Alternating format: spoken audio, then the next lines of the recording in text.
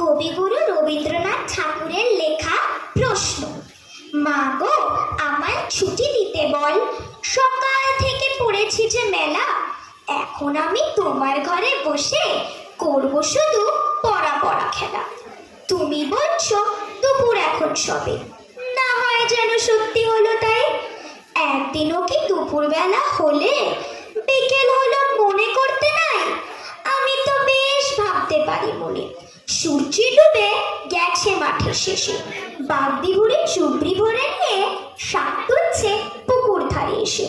আধার হলো মাদার গাছের তলায়, কালি হয়ে এলো দিঘির জল।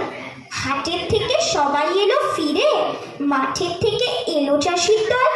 মনে করো না উঠলো ষাঁড়ের তারা, মনে করো না সন্ধে হলো জানো। রাতের বেলা দুপুর যদি হয়, দুপুর বেলা রাত হবে না কেন? নমস্কার।